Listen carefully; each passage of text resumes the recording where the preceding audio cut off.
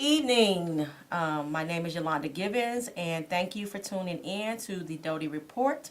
I believe this is like our sixth show.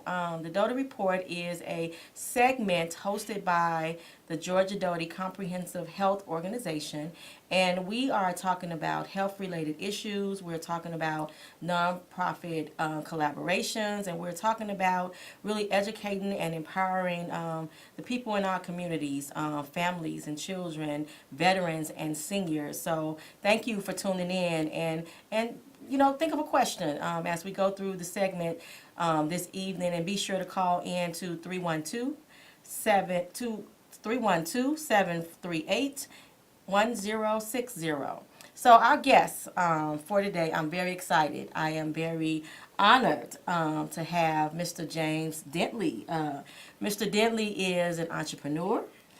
He is a philanthropist. He is a best-selling author, a motivational speaker, and a successful businessman, and most recently, with your wife, correct? He has launched a nonprofit organization, Already, Always Amazing.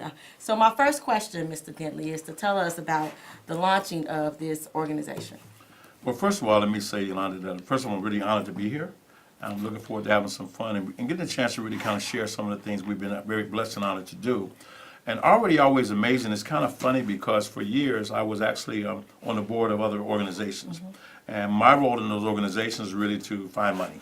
Okay, that was what I did. Find money and give them ideas on how to scale, how to create bigger and better experiences for the people that they wanted to serve, how to get more resources there. And all of a sudden I met a gentleman in California. He had an organization, and this organization was a celebrity-based organization where they would choose 8 nonprofits per year, get a lot of celebrities to get behind those nonprofits, raise a tremendous amount of money, and then give about 40% of all the money they raised to the nonprofits, and use the most to have this amazing gala. So when I was told about it, and told about this gentleman, I was a little reluctant because I was already part of another celebrity-based organization, and I didn't want to continue to just write checks to people I didn't know. So after I talked to this gentleman over the phone, I just fell in love with his story. I mean, he just knew that this is what he wanted to do with his life, is to give back and to serve. So my wife and I flew out to California, and he asked me to speak on a panel, and I spoke for about 15 to 20 minutes, and I did it because on that stage we had people like Halle Berry, John Travolta, Quincy Jones, Anthony Mackie, Russell Simmons. It was a cool day, so just to be in that space was pretty cool. And I just wanted to check it out, and they loved the words that I had to share with them. And then they asked me to fly back out to California and talk. And then they asked me to start my own nonprofit, that they would get behind us, and we'd launch it. So I went back to the hotel room, I talked to my wife, and my wife looked at me like she always does and said, "You know what, you're amazing." I looked at her and I said, "You're always amazing." And she says, "Well, you are already amazing." And that's how we came up with Already, Always Amazing. I love it. Children, veterans, seniors, health initiatives, and miracles. I love it. Yeah. I absolutely love the name myself. And it's so empowering just to even say that to any individual, that you are already always amazing. It's just that. It's amazing. So tell us about the organization and how the organization is collaborating with other nonprofits or helping other nonprofits. Well, first of all, I realized, being on the board of 3 or 4 different nonprofits and supporting about 5 or 6, I knew I couldn't do it by myself. I knew that their mission was really bigger, and now here we come and we said, well, instead of us trying to do everything, why don't we work in collaboration with organizations that we can vet, that we can believe in, people that are doing the right thing, that they know the resources, that their heart, their lives are dedicated to going out there and serving their community and serving the people that they represent. And so we met Mr. Doty. I met Mr. Doty. I was telling the young lady just earlier how we met, and I kind of just went there to share with them an opportunity to raise money for the nonprofit. And I fell in love with his message. It just hit my heart. And I thought I would never see him again, so I went to the car and I asked the gentleman to follow me, and I wrote him a check. And I drove away and never thought I would hear from him again. And now I look at him as not only being a close friend, a man who I respect, he and his wife, and I honor. I just love Don Doty, and he does not stop, and boy, does he send you a lot of emails. Don't I know that? Amen. Amen. So what we've done with Already Always Amazing is, first of all, we put together initiatives for children, veterans, We support financially and support with our resources the health initiatives because that's near and dear to me. I've had some challenges. My daughter has some challenges. People in my family, my community, people just have health challenges. So they're going to need some resources and some education to be able to stifle that stuff. So when you look at our seniors today, so many seniors are retiring. And if there's no money in the family, they're going to nursing homes. And the state's taking everything. And there's limited resources, and now there's the fear of just knowing that our government, for any reason, at any point in time, may cut back some of the benefits because of what the financial state of the country is. That it's kind of scary. And I don't want seniors and the people I love and care about, myself as I grow older, because I'm not going to dye my hair black every night. But, but I don't want, amen, okay? I don't want people to live in fear. I want to try to get ahead of that and be proactive and find different things our seniors can do because it's such a wealth of knowledge that they have because they've already lived a life that we're in process going in that direction. So there's so many good, great things that they can do to let people know that they're amazing, that they still have some wind left in their sails. And for our children that everything's possible. I don't believe there's such thing as a box. I don't think you have to think outside the box. I think you have to understand there is no box. Get rid of the box. Get rid of the box. I love that. Yeah. This is the Doty Report. For more information about the Doty Report, you can call 312-282-1375. Okay, talking about children. I read somewhere that you guys are going to bring children together and have them write books. Talk about that a little bit. I read that somewhere. Yeah. Well, I'm an advocate, I'm an author, and I'm an advocate that the book is part of your legacy. And I've seen so many children through the programs we support that's so expressive. They got so much in them. So we have these great ideas, and I have a friend of mine who wrote a little book called Chicken Soup for the Soul. Mark Victor Hansen. He sold 500,000 books in 41 languages. Right. No, excuse me, 500 million books in 41 languages. And he's also has been an inspiration to me about being able to tell stories. I live and I'm here, I was saved by the stories of other people. So I want these kids to get their stories out. I want their pictures on a book. If they don't have a book, they want them to write a poem and be part of a book or write their story to be able to express themselves in a greater way because they'll communicate some things that they may not say openly or they may not even be consciously aware of. But I want them to look at that book and know that they did something. I want their children to know that book and look at what mommy and daddy did. That they look at that book and remind themselves who they really are and where they can go, what they can accomplish. My good friend Les Brown once said, if you treat a child as they are, they may remain the same. But if you treat them as they could be, watch them become what they should be. So the books are one part of it. We're going to help 100 children write their books, edit their books, publish their books, and sell their books. Nice. We're going to be doing leadership training for kids. We're going to be doing communication training where conflict resolution with children. We're going to be doing things like STEM training for children. We have professors coming in to teach STEM. I mean, right now, there's a lack of minorities in science, but a big lack of women in science. Right. So we're really focusing on getting those women in front of that. So my wife is a double scientist. Okay. So she's an advocate, and she's excited about making math fun. Now, I have a PhD, which is a public high school degree. She has a master's degree. And we both have honorary doctorate degree. Okay. So she's the intelligent one in the family, but she loves math and making math fun. I'm sure I could add, subtract, and divide, and multiply. After that, I'm done. But just to be able to understand where the world is going and be a part of that is something that's really empowering, something that we're pretty excited about doing. We're also going to be starting our own television network, and we'll have kids having their own news shows. Nice. We want them out there, teach them how to work behind the camera. Right. So we're going to just empower them, we're going to teach them, we're going to inspire them, and we're going to bring some of the top people there to open up the doors of promise for them of what's possible. But then we want to plug them into opportunities and watch them go and create children and small entrepreneurs. Right. That's amazing. That's pretty cool. Absolutely amazing. Being that you are a businessman, a successful businessman, and most nonprofits are started out of passion or a loss or some experience. And myself being in the nonprofit world for a long time, I know there are times when founders go through, they call it the founder syndrome. They're so passionate about the work that they don't get to the business part of it. Yeah. So what advice or what would you say to founders that's trying to launch an organization based on their passion that would be helpful to them? Okay. Well, I see so many people, Ms. Gibbons, that they want to do good work. It's in their heart. They're passionate about it. but they don't have the resources, and they're passionate, and sometimes they're hurting tremendously in their own lives. And this is a way for them to move away from that hurt to find significance outside of themselves. I truly believe that that's awesome, that's incredible, but you also have to invest in personal development. I believe in serving another organization first, and then learning and growing within that, and being patient. You know, you look at a tree, an acorn tree, trees begin with a little seed.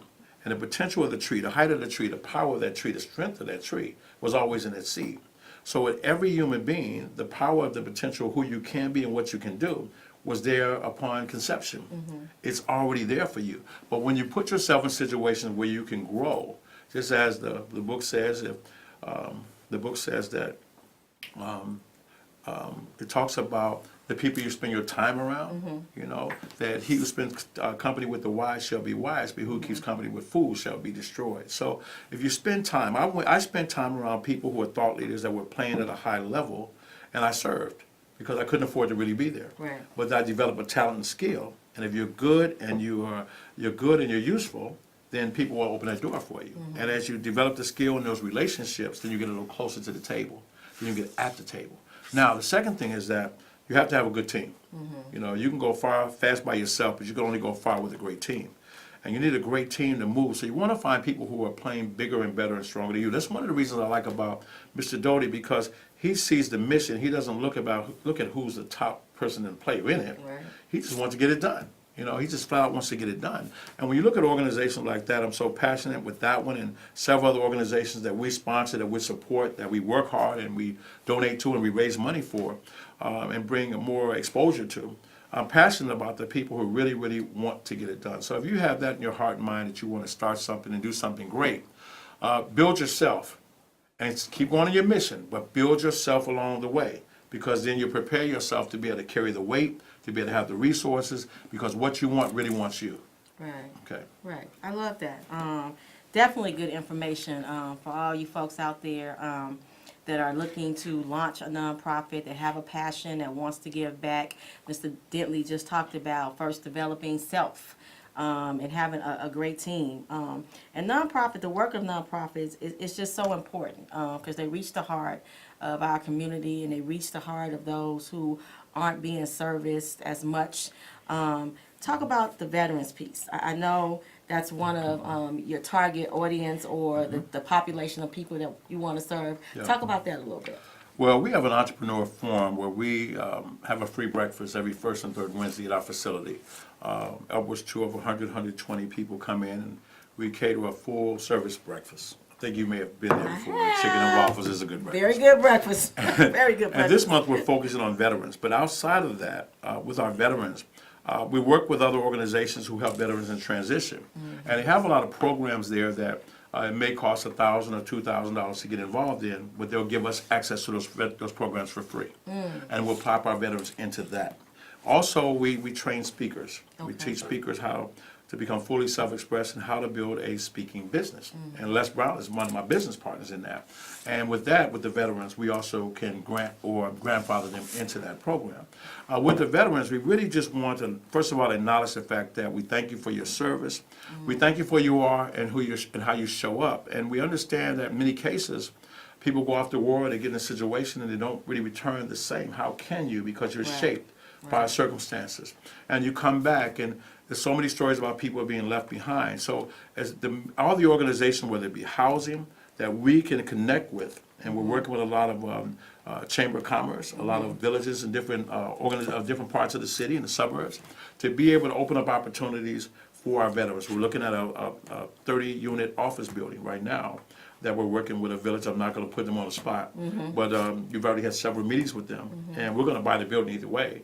We want to see what they're going to be able to help us with as we bring this community back and make a big difference with it, because we haven't asked for any money. Okay. We just simply flat out just get it done and find people who want to make it happen and get them plugged in. But we need those veterans, heating and air conditioning. I have a friend of mine who has a license for heating and air conditioning for veterans in San Diego. He's offered that to us here. Nice. And I own a partnership with Christopher Richards with a heating and air conditioning company.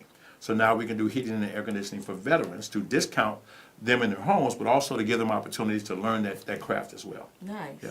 Nice. Partnerships, nonprofit Oh, yeah, partnering absolutely. Partnerships is very, very important. So what are some of the long-term goals for the organization? We want to help 100,000 people become entrepreneurs. It's a lofty goal, but there's no magic in small dreams. It takes no more effort to think small and say a small number than a large number. And we can do that. With the relationships that we have and the people we're pulling together, we want to help our veterans, our children, and our seniors find other opportunities. And even the seniors can be a big part of that because they have so much wisdom to share, experiences to share, even if they're just talking or just watching with a watchful eye. You know, when you get a little older, you see a little bit more because you see with your instincts. You know, you get that mama sense comes alive. So with that, we want to help a ton of people become entrepreneurs so they can find their own way and be able to create their own path to financial success and financial stability for their families, which rises up the community. If a person is bent upon wanting to stay in their job and they want to excel, then that's called an entrepreneur. So how do you learn how to become a better communicator? How do you know how to show up and manage your emotions? How do you know how to read so you can retain information a little bit differently? How do you know how to study and be prepared for this new economy as the world is changing today? So all those things are a big factor, and along with what we do with Already Always Amazing and the other organizations that we work together with, how do we create a bigger presence together? Because not only does a rising tide floats our boats, but we're stronger. Right. We have more power Absolutely. when we work together. Absolutely, absolutely. I love that. It sounds like in working nonprofits, we are providing service. But I love what I'm hearing about the organization is that you're helping people help themselves as well. Not just giving them a service, but teaching and training and providing opportunities for them to be able to help themselves. And what role do you see, and expand on it, the roles of nonprofit in minority communities? Wow. Well, first of all, to operate with honor and to make sure you keep your books together and to make sure you do the things the right way. Always is going to be based on intention. I think one of the advantages that we have for us is that we have the nonprofit, but financially we're secure, so we don't need any of that to come back to us. So we can really focus on the work. And it's so amazing when you focus on the work, the money will come anyway because you'll surround yourself with other people who want to do what you want to do or things you can do and play with them and help them excel and build their dreams. So I think that with a nonprofit, you have to lead by example. Okay. You have to lead with a heart, but you have to have good common sense. You have to have strategic partnerships, you can get things done. But you have to be able to teach people and be able to shift the way that we think about things. Because everything in life happens twice. The first, the inner, then the outer. The thought, the thing, the mental, and then the physical. Because those thoughts, they're going to impact the words that we say. Those words, they would influence the actions. Those actions will create the habits. Okay. Those habits will describe your character. Your character will equal your destiny. Because in life, you're going to get not what you want, but who you are. Okay. So from a nonprofit standpoint, as we're asking other people to grow and we want to make a bigger difference, then we want to show up, and that needs to be shown in behavior and how we live, how we operate. And you really want to be able to get true stories and get them out there. Use the internet to get those stories out there, the great work Right. that you're doing. Right. Because that's what you want to do, create the bandwidth, create the story, create that presence. We have some phenomenal people that are doing documentaries for us right now to get that word out. We use testimonials in everything that we do. If you're excited about something, if you have a victory, no matter how big or small it is, you want to pull out that camera, that camera, which is no different than a movie camera to me. You Right. pull that sucker out and Tell you your get that story. tell it why a person is the height of euphoria of that experience. And then every day you wake up, you ask yourself one simple question: what can I do better? How can I make even a better and stronger impact? What can I do more? And you make it fun. You don't stress about it. You make it fun. Okay, and then you can get through anything and you'll love doing it. I love that. To make it fun. You are tuning in to the Doty Report of the Georgia Doty Comprehensive Health Organization. For more information about the organization, you can call 312-282-1375. Viewers, if you're out there, please feel free to call in with a question for Mr. Dentley. Today we are just talking about the world of nonprofit. He's talking about the newly launched nonprofit that he and his wife launched a few months ago. We had the gala in At the October, gala? but we Right. launched it actually about 90 days ago. Okay, about 90 days ago, already giving back, already got some plans and goals lined up, already making a difference, and that is truly amazing. So that's what we're talking about. We're talking about the importance of nonprofits collaborating. And he's talking about things that, Georgia Doty focuses on health-related issues and raising awareness about the health challenges in our community. And I'm hearing him talking about, doing things with passion and with fun and being strategic. And I think those are all important to also being healthy. Yeah. What do you think about that? Well, absolutely, and the attitude is everything. I mean, I remember when I was diagnosed with sarcoidosis, and I was on prednisone for like 8 years. I didn't even tell people in my family that I was even on this stuff, and I blew up. I was like 365 pounds, and I had sleep apnea, and I had a CPAP, and my oxygen levels were so low I had to have oxygen with the CPAP. Then I got gout, and my younger nieces, they would say, Uncle James has the gout. They make things funny that's not funny. So, and I remember these challenges, but yet and still, I knew there was a mission. I knew there was a calling on my life. So I still went out there to inspire people, put a smile on my face, and do the work. And I would walk out my door in the wintertime with a plastic bag on my foot because I couldn't put a shoe on my foot. Because just like my mentors and the people set a great example for me that we get it done no matter what the cost is, that we pay the price and show up, because 80% of success just comes flat out from just showing up and making it happen. Right, making it happen.